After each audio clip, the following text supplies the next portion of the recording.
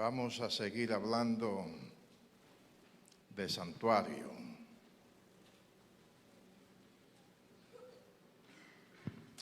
Hemos hablado de Cristo en el santuario y hoy espero concluir con el santuario de desierto. Entonces vamos a hablar de santuario celestial.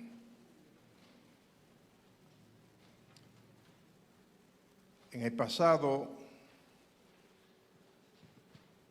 hablé de la puerta del atrio. Y allí nos habla, número uno, que el hombre tiene necesidad de salvación. ¿No es cierto? ¿Por qué lo sabemos? El hombre cuando pecó comenzó a huir de Dios y Dios hizo la pregunta: ¿dónde estás tú? Y Dios ha seguido buscando al hombre que está perdido. También hablamos de la imposibilidad de cuando el hombre llega allí, es imposible, está distante de Dios, está fuera del recinto sagrado y no tiene la posibilidad de cumplir con la justicia divina. El hombre no tiene esa posibilidad. Y la puerta nos habla que el hombre tiene que ir con un sustituto. Y dijimos que la puerta, el sustituto es ¿quién? Leímos en Juan 10:9. Esto da un resumen. Y Jesús dijo: yo soy, ¿qué cosa? La puerta, es la puerta de la salvación. Y el pecador llegaba allí, porque en el santuario hay salvación, en el santuario Jesús está presente.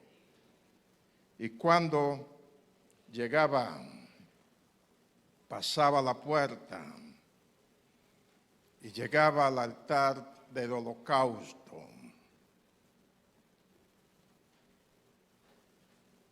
Y allí se presentaba una ilustración poderosa.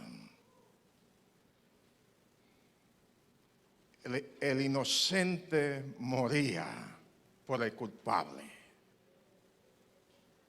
El cordero era sacrificado, su sangre era derramada y el pecador quedaba libre. Y Juan, tomando esa escena del santuario en Juan 1:29, dijo: he aquí, hablando de Jesús, que dijo: he aquí el Cordero de Dios que quita el pecado del mundo.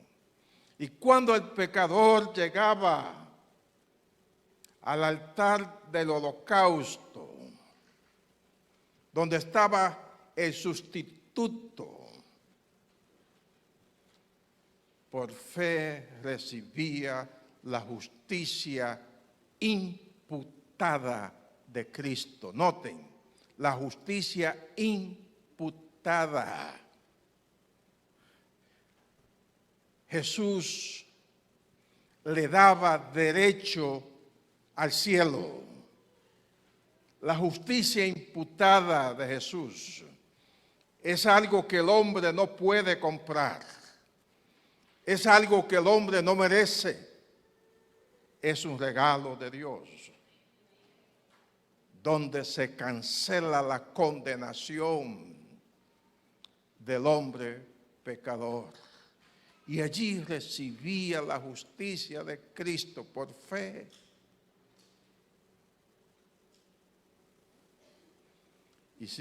Y seguía más adelante, llegaba el lavacro. El lavacro habla de purificación. Allí había agua y el sacerdote se purificaba antes de llegar al lugar santo. Y el lavacro tiene un mensaje muy significativo, habla de la santificación. El que recibe la justicia imputada de Cristo necesita ser lavado, necesita ser purificado, necesita ser santificado. Y allí es que el pecador que ha llegado a Cristo recibe la justicia impartida. Noten, hablé de la justicia imputada, lo que Cristo ha hecho por el pecador. Lo hace fuera del pecador y lo declara justo. Ahora recibe en el santuario, allí se ilustraba esta verdad de la justicia impartida, la obra de Cristo en el pecador. A través del Espíritu Santo, la naturaleza pecaminosa comienza a ser purificada por la gracia divina. La justicia imputada le da derecho al cielo. La justicia impartida lo hace idóneo para el cielo. ¿Está bien? ¿Están aquí? Ok. Luego hablamos del lugar santo, el Kodesh en hebreo, el lugar santo. Y allí había un misterio que yo no puedo entender. Allí los pecados de los creyentes eran transferidos y permanecían allí delante de Dios temporalmente. En el lugar santo, en la presencia de Dios, el Dios santo permitía que las inmundicias de su pueblo estuviera allí para que su pueblo fuera protegido de la justicia punitiva divina. Dios permitía que el pecado estuviera temporalmente allí. Y su pueblo era protegido de la penalidad del pecado. Y allí, en el lugar santo, estaba el altar del incienso. Y se elevaba ese perfume, ese aroma agradable delante de Dios. Y allí ese mueble comunicaba dos verdades esenciales. En Cristo hay reconciliación perpetua. En Jesús hay reconciliación. Allí está el camino. Tenemos reconciliación. Y no solamente eso, en Cristo Jesús también hay intercesión continua. Jesús está intercediendo continuamente por ti, porque Él está comprometido con tu salvación. Y aquel que se acerca a Cristo no se convierte en un muñeco de Satanás, es un hijo de Dios. Y comienza el camino de la victoria, porque Cristo está con él. Por eso el cristiano tiene la seguridad de la salvación, pero también allí en el lugar santo estaba el candelabro, en hebreo, menorá. Y esa luz estaba continuamente allí en el lugar santo, la única luz. Y representa la luz de Cristo que a través del Espíritu Santo alumbra el camino de la verdad. Nos señala el Evangelio.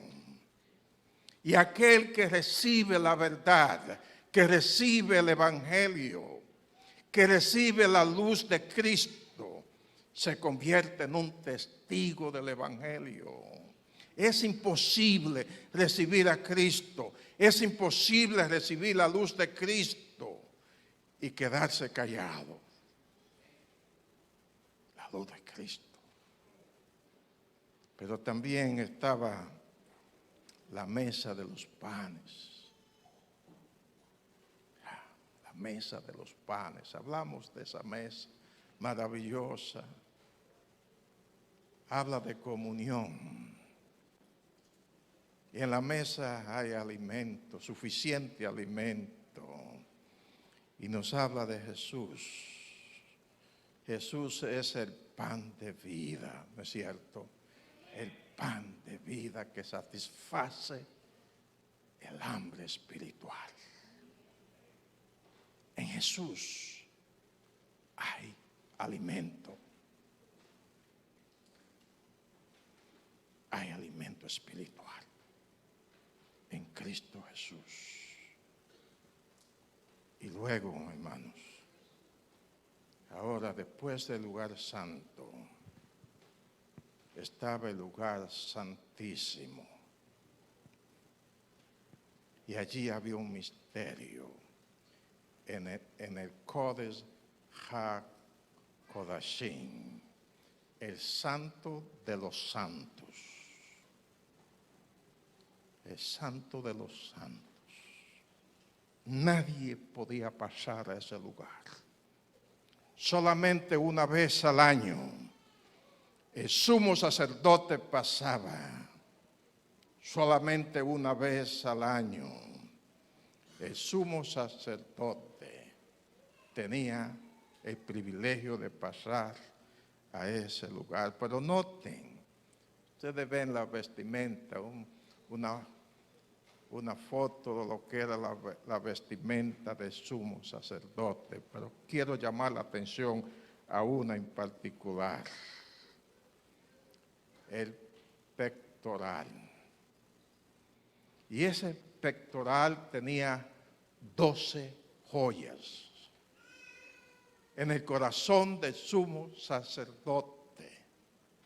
12 joyas, hermanos.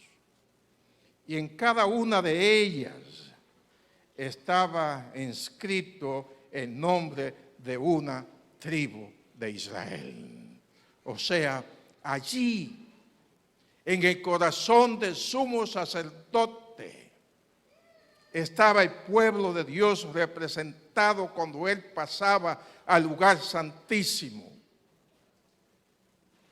Y noten lo que Pablo, entendiendo este asunto, porque nosotros no tenemos un conocimiento completo, pero Pablo entendía este asunto muy bien. Y él dice, por gracia ustedes han sido salvados. Y en unión a Cristo Jesús, Dios nos ha resucitado ya. Note, todavía no estamos muertos. Y ya en Cristo hemos sido, ¿qué cosa? Resucitados. Y nos hizo sentar, ¿dónde? Con Él, con Cristo. Ya usted está ya en el cielo. Porque Jesús es el sumo sacerdote. Y en su corazón está el nombre de cada uno de sus hijos. Qué maravilla, hermano. Por eso yo hablo de Cristo en el santuario. Allí, como sumo sacerdote, su nombre está en su corazón. Además, estaba el velo. Y era en ese velo que dividía el lugar santo del lugar santísimo, donde se colocaban o se transferían los pecados. Allí, a través de la sangre, el sumo sacerdote transfería los pecados y permanecían allí hasta el día de expiación. Y estamos hablando de una forma ritual. Ahora bien, noten lo que Pablo dijo. Pablo entendía este asunto de santuario. Y él dijo así que, hermanos, teniendo libertad para entrar, ¿dónde? En el santuario, por la sangre de Jesucristo, por el camino que Él nos consagró nuevo y vivo. Hay un camino nuevo, hay un camino diferente, hay un camino ahora a la presencia de Dios por el velo. ¿Y qué se representaba ese velo? Dice Pablo, esto es ¿qué cosa? La carne de Cristo. El velo representaba la carne de Cristo. Ahora noten cómo Mateo entendió este asunto también. ¿Qué aconteció cuando Cristo murió? Cuando Cristo allá dijo, consumado es, en ese momento dice, y he aquí el velo del templo se rasgó en dos de arriba abajo. En ese momento, el velo, porque Jesús estaba en la cruz y su carne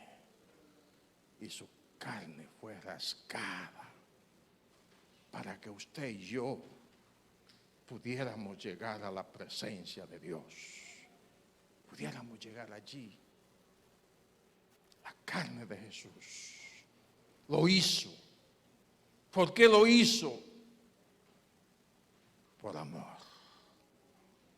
Él desea, es su anhelo, que un día pronto tú estés en la presencia de Dios. Cuando se abre el velo del lugar santísimo o el santo de los santos, allí aparece el único mueble, el arca del pacto. Un mueble sagrado, hecho de acacia, de madera y también de oro, cubierto de oro, representando la humanidad y la divinidad de Cristo.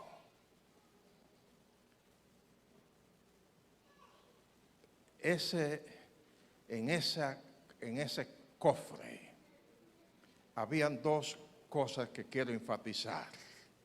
Allí estaban las dos tablas de zafiro, donde estaban inscritos los 10 mandamientos. Ahora escuchen, los 10 mandamientos son más que una regla moral o ética, más que la norma de conducta de cristiano. Esos mandamientos representan el asiento de gobierno de Dios el fundamento de su gobierno, representan su justicia. Los 10 mandamientos, representando la justicia divina. Pero también estaba el maná. En una urna de oro, allí se colocó el maná. ¿Y qué representa el maná? Representa el Evangelio. Porque Cristo dijo, yo soy el pan de vida. Y es el Evangelio que da vida. Y noten esa combinación de justicia y evangelio, justicia y gracia. Por eso en el Salmo 85:10 dice, la misericordia, el maná y la verdad, la ley, se encontraron allí, en el arca del pacto. Allí, la gracia y la verdad, la justicia, la ley de Dios, el fundamento de su gobierno, su justicia y la paz, el Evangelio que nos reconcilia con Dios. ¿Qué aconteció allí? Se besaron. Por lo que aconteció en la cruz, se besaron allí. Debido al evento de la cruz, hay una reconciliación con Dios. Porque en la cruz Jesús proveyó la satisfacción infinita a la demanda de la justicia de Dios. El arca tenía una cubierta que en español se llama propiciatorio. Y era la parte de arriba donde estaban los 2 ángeles o querubines. Y tenía una corona. Y esa tapa que en hebreo se le llamaba o se le llama Caporeth, no sabemos dónde está el arca. Según los macabeos dicen que poco antes de la destrucción de Jerusalén, Jeremías con otros levitas escondieron el arca en una cueva y no se ha hallado. Y en hebreos le llamaban a la tapa Caporeth como algo que cubre. Y cuando los judíos, los eruditos judíos, hicieron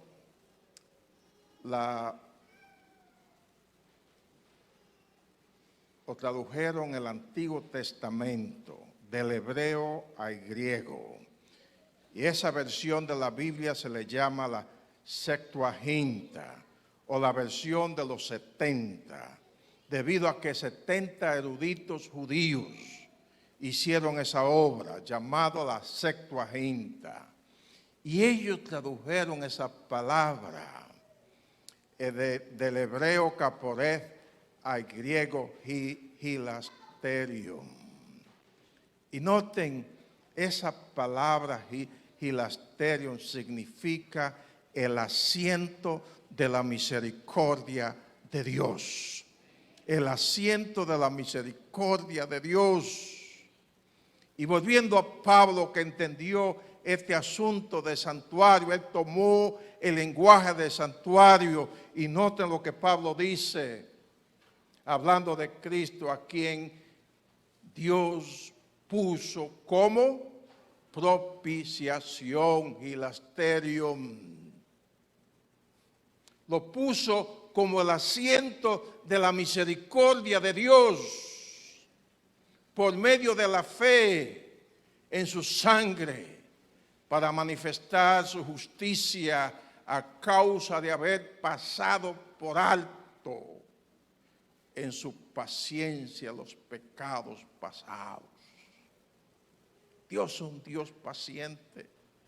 Y debido a que Cristo es el asiento de su misericordia, Él ha pasado por alto tus pecados, mis pecados. Y ahora por fe caminamos, regresamos a Dios.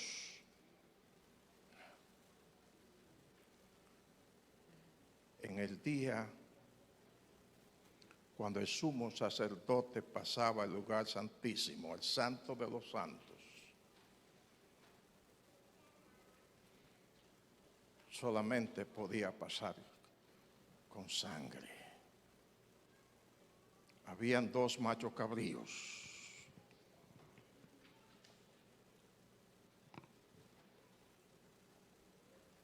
Y se elegía uno para el sacrificio, y la sangre era rociada, asperjada sobre el hilasterium, sobre el asiento de la misericordia de Dios, y el creyente quedaba libre. Noten cómo lo puso Moisés en el libro de Levítico, capítulo 16,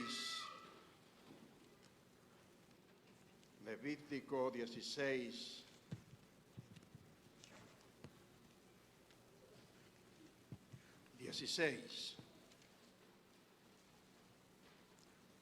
Moisés, que sí entendía este asunto, hablando de ese día maravilloso, dice: así purificará el santuario a causa de las impurezas de los hijos de Israel, de sus rebeliones y de todos sus pecados.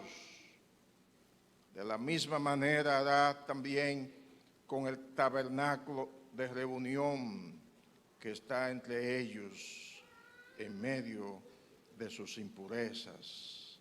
Era el día cuando el pueblo quedaba libre,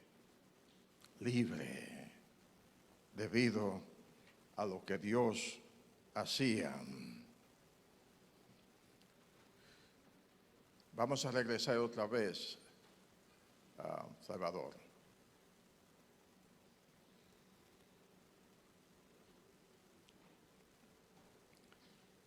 Era un día especial cuando el pueblo afligía su alma.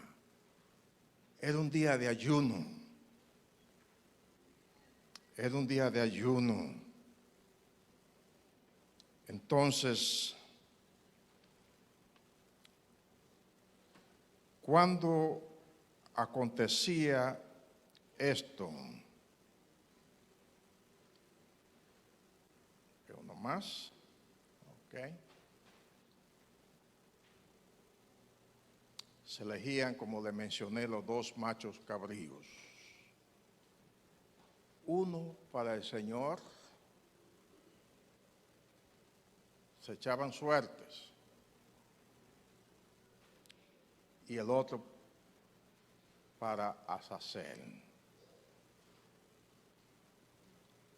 El macho cabrío por el Señor era el que se sacrificaba, y con su sangre llegaba el sumo sacerdote allí a purificar el santuario. Y cuando concluía, el pueblo quedaba libre. Y por eso leemos en Mateo capítulo 5, que nos dice que aquellos que tienen un corazón, ¿cómo? Limpio. ¿Qué va a pasar con ellos? Verán a Dios. Y ese corazón se purifica a través de la sangre de Jesús. Y cuando el sacerdote concluía esta ceremonia, todo había concluido, todo estaba bien ya con el pueblo, el pecado había sido eliminado, él salía del santuario,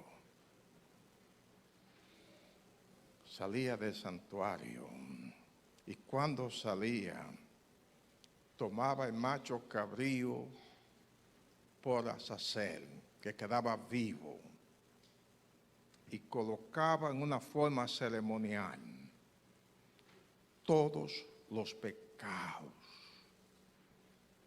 del pueblo de Dios.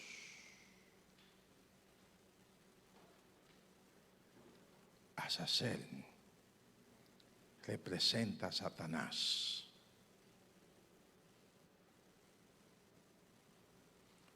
No el macho cabrío. El macho cabrío simplemente era un vehículo, un animal de carga que llevaba el pecado al desierto. Noten, ese macho cabrío era llevado al desierto y allí quedaba para morir. Allí moría. ¿Por qué en el desierto? Satanás es el autor del pecado. Satanás es quien está instigando el pecado. Noten como dice la palabra de Dios en Apocalipsis. Vi un ángel que descendía del cielo con la llave del abismo y una gran cadena en la mano. Todo esto es un simbolismo. Esto es un simbolismo, hermanos, que está hablando aquí. Y prendió ¿a quién? Al dragón, la serpiente antigua. ¿Por qué se le llama la serpiente antigua? Porque fue la serpiente quien tentó a Eva y a Adán. La serpiente antigua, que es ¿quién? El diablo y Satanás. Y lo ató ¿por cuánto tiempo? Por 1000 años. Y lo arrojó en el abismo. Ahí no se está hablando de un desierto. Y el macho cabrío iba al desierto. Satanás estará en un desierto. ¿Dónde están los redimidos en este tiempo? ¿Dónde estarán los redimidos? En el cielo. ¿Dónde estarán los impíos? Muertos. Entonces, Satanás sabrá, este mundo será un desierto.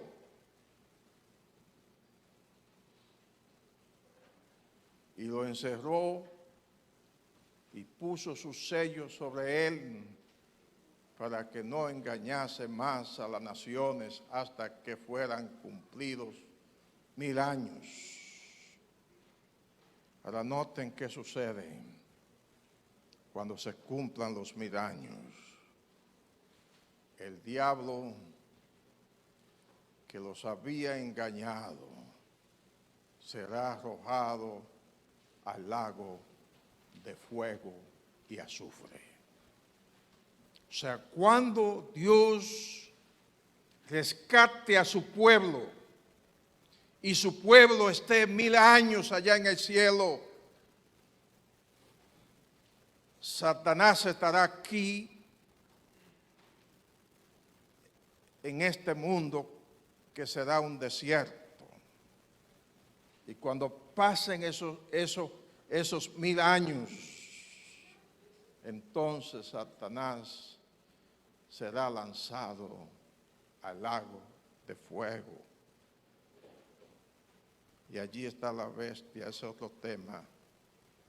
Y el falso profeta, aquellos que predican un falso evangelio.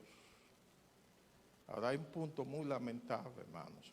Noten que el santuario nos habla del camino a la salvación. Pero hay un punto muy lamentable en todo esto, que lo menciona también Apocalipsis. Y el que no se halló inscrito en el libro de la vida, también fue lanzado al lago de fuego. Eso es lamentable.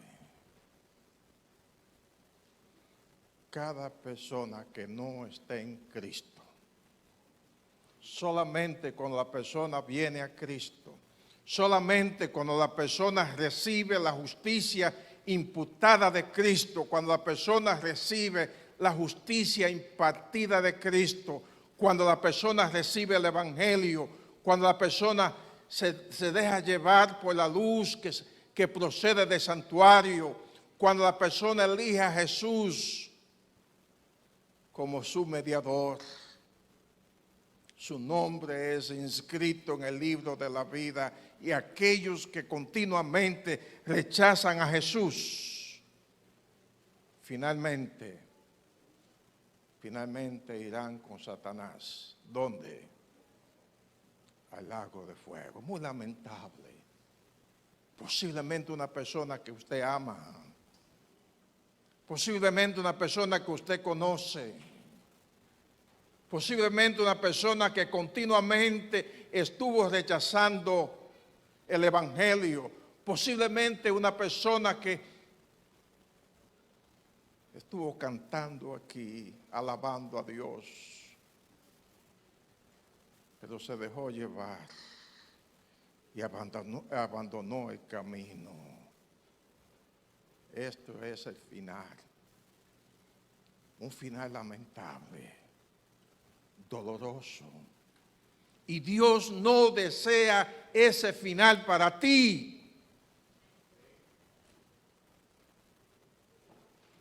Este es el final que Dios desea para ti. Entonces oí una gran voz que decía desde el trono: he aquí el tabernáculo de Dios está entre los hombres, y Él habitará entre ellos, y ellos serán su pueblo, y Dios mismo estará entre ellos.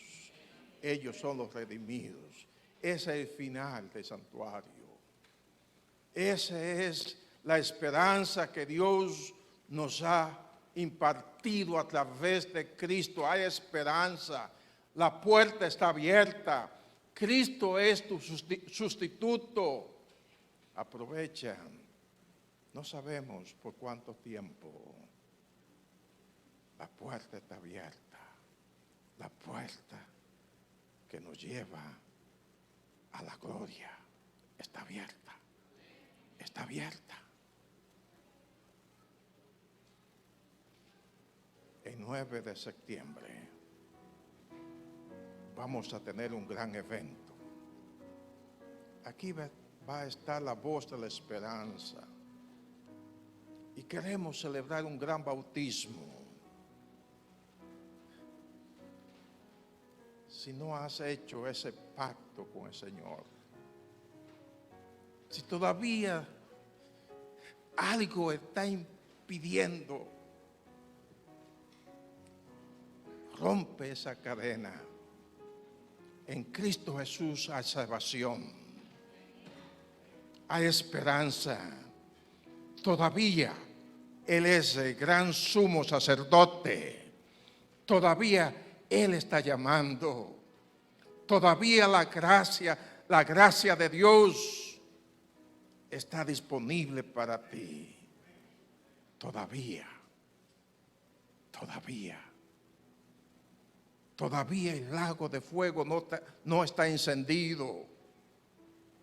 Todavía Dios espera por ti,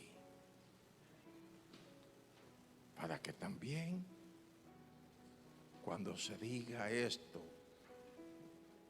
he aquí el tabernáculo de Dios con los hombres. Cuando Cristo esté allí, que también tú estés. Busca a alguien, anímalo a venir, a caminar por el camino que el Evangelio ha abierto. El 9 de septiembre, una gran celebración, hermana, vamos a tener, hermana Noemí, una gran celebración, única. Y pronto vamos a llegar al hogar celestial. Cristo en el santuario es nuestra gran esperanza. Amén y amén.